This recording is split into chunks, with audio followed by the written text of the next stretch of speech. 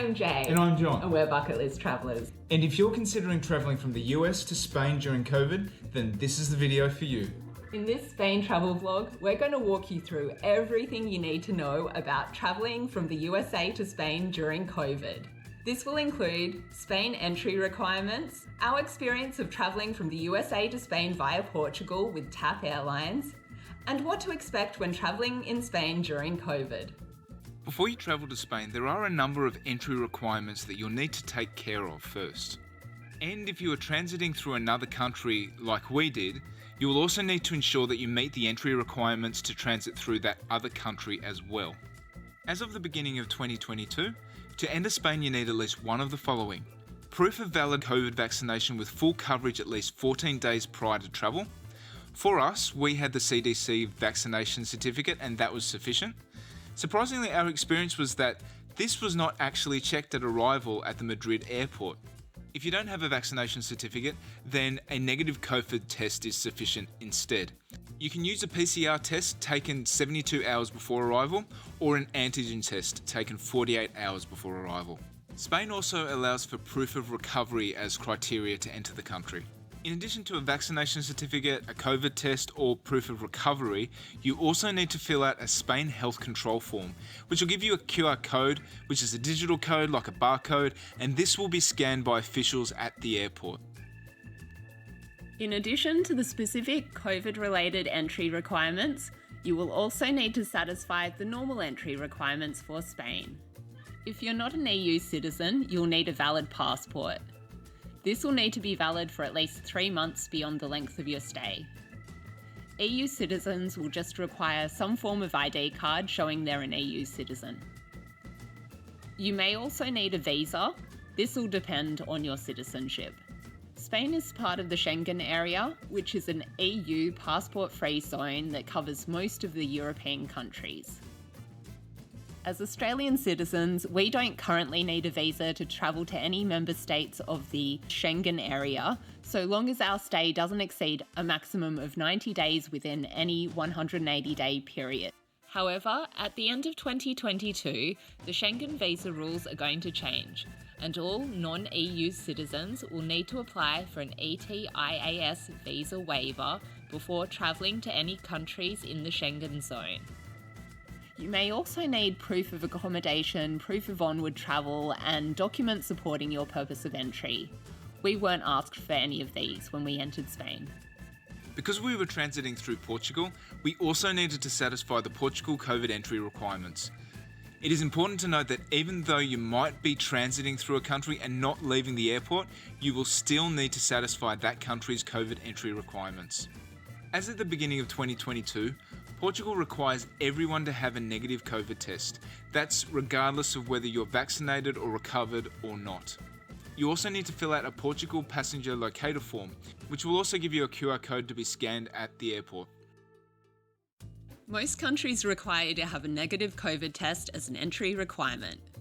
One thing to note about getting COVID tests in the USA is that every state handles COVID testing differently. Some states offer free testing, whereas others don't. There are also pharmacies like Walgreens and CVS that offer COVID testing throughout the USA. In order to get our flight to Portugal, we need either a PCR test 72 hours before our flight or a rapid antigen test 48 hours before our flight. And we were going to be getting our flight from New York, so we had to try and find a place that would do the test we needed and hopefully not too expensive. Now, there were state-sponsored COVID tests up until August this year, and they were absolutely free for everyone. But that program got stopped in August, so there aren't too many places that do COVID tests in the time frame that we needed, and without it being like $160 or something like that. So I think Walgreens and CVS do them, but their turnaround times, especially for the PCR tests, might not fit in, and there's limited bookings available, and it is $139 for non-US citizens. We found this place, it's MedRight. It's got a few different locations in New York, and we've come to this one in Wood Green Common, and it was really quick. We had a form that we needed to fill out. There were forms here when we got here. It was like a minute wait until we were called in, and it was all done within about 5 minutes. So we'll get the PCR tests back in 24 hours. That was absolutely free.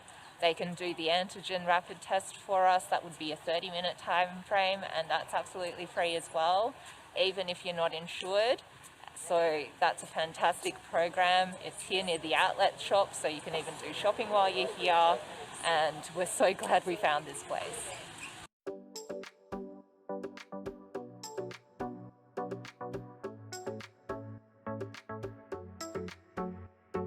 Coming to you from Newark Airport, USA.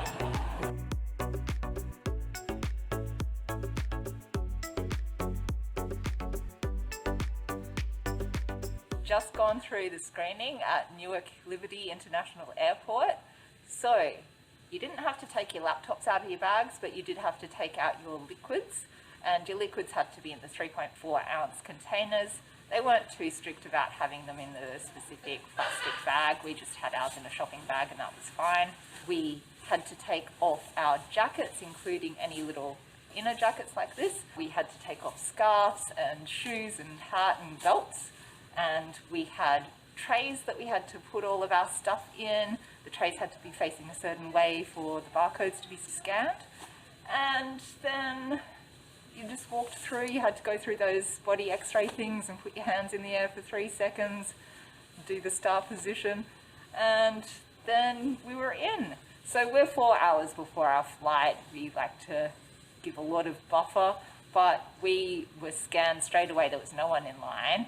It's about, 1 o'clock on a Monday at Newark Airport. Hardly anyone here. And there was plenty of parking at the drop-off zone as well, which was quite handy. So yeah, pretty straightforward process. We had to have our passports and our boarding passes ready to give to the officials before we did the x-ray screenings. And that was pretty much it. So we need to go to our airline and make sure that we've got everything that we need to have done. And then it's just a waiting game. Okay, take 2. We did think it was really easy to get through everything, and we had booked online the night before, so we had checked in. We're going with TAP Airlines to Spain, having a stopover in Portugal. Even though you may have checked in and you may only have carry-on luggage, you need to go to the check-in counter at the airport just for them to confirm that you have the required materials. So you need the COVID test, which is 72 hours before for a PCR or 48 hours before for an antigen test. And you also need your Portuguese entry form. So we're going to Spain via Portugal, but they only check the Portuguese one in the US. And then when we get to Portugal, we'll need to show the Portuguese check-in counter our Spain one. So the check-in counter is before you go through all the screenings, the x-rays and stuff like that. Just make sure, even if the counter's empty, just wait for them to get there so that you can make sure that you get everything that you need to get done. Okay, first stop, Portugal. we caught the red-eye flight from Newark Airport, New Jersey, USA to Madrid, Spain, with a stopover in Lisbon, Portugal. The cost of the flight was $163 per person. The plane from the USA to Portugal was a large aircraft with comfortable seats, individual entertainment screens and meals served throughout. This flight's really empty. We've got rows of seats that are just empty, which makes it more comfortable for us. We're in the line to get to our connecting flight at the moment here in Lisbon, Portugal, and the line's massive. It's pretty slow moving. I think they've got to check everyone's COVID tests and stuff. And it's 10 to 6 in the morning. 10 to 6 in the morning. We've got maybe an hour sleep, so I'm feeling fresh. They do seem to be calling out people who have flights coming up sooner, so I don't think you'll miss your flight, which is good. But try and leave a couple of hours in between your connecting flights just to be on the safe side. just waiting to show our COVID tests at the airport now. There was a massive line. We've gotten through the first gate, which just gets you into another queue, and from there we'll have to show our COVID test. It's a bit like a mosh pit in here.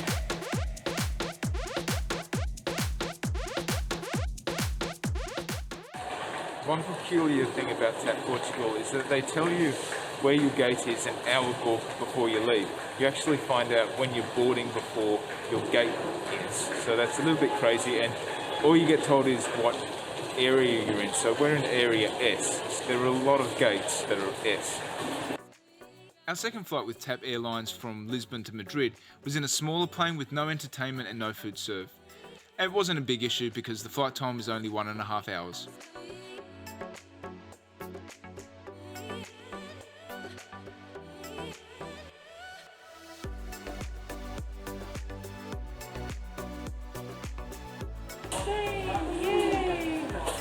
So we made it here in Madrid finally. And the second leg from Portugal to Spain was really straightforward. We didn't need to show any COVID tests. The only thing we did have to show was the online form that we filled out prior to travelling. And that was when we'd arrived in Madrid airport. So once you've finally made it to Spain, there are still more requirements that you need to think about when travelling in Spain. Yes, so there are mask mandates throughout the country. They apply to public indoor areas, to public transport, as well as private vehicles where there are 9 or less people, but the people in the vehicle are not of the same household.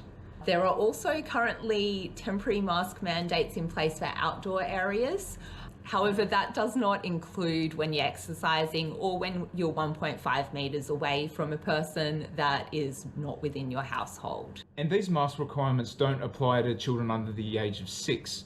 These requirements are nationwide, but it's also important to bear in mind that Spain is made up of 17 autonomous regions, and so each region will have its own requirements or restrictions. So some regions may require you to have a COVID vaccine certificate to enter certain places like restaurants or bars. Other areas might not. And there are other regions that are still working out what requirements they're going to have and going through the court processes in terms of getting those requirements up in place. So this will vary depending on when you come to Spain. Yeah, so in our experience traveling through Spain in December 2021, we stayed in Madrid and Barcelona, and in Madrid you weren't required to have any COVID vaccination certificates to show to go any indoor areas. However, in Barcelona, there were signs on the doors of restaurants requesting the COVID certificate. In our experience, We weren't asked for that at all. yeah, No. it didn't happen to us. So it doesn't mean that it can't happen, but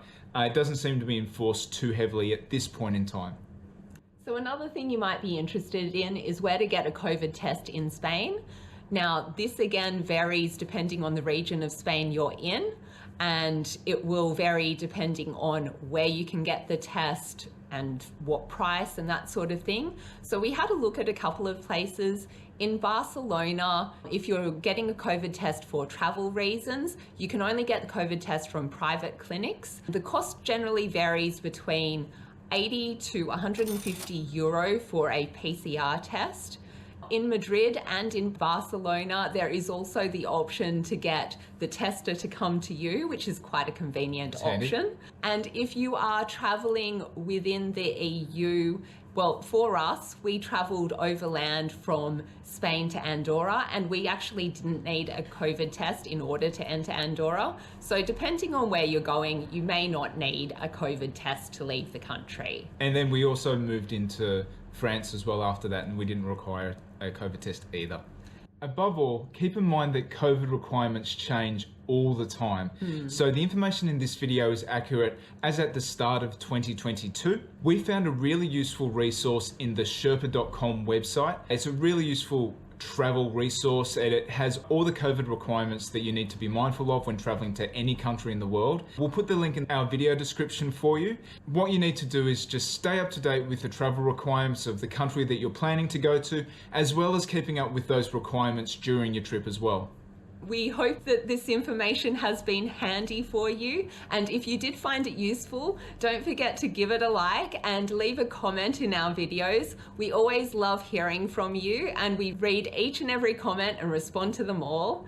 And if you enjoyed this video and want to follow our adventures in Spain, Europe, and the world, then don't forget to subscribe to our channel. We are Bucket List Travellers. See you next time.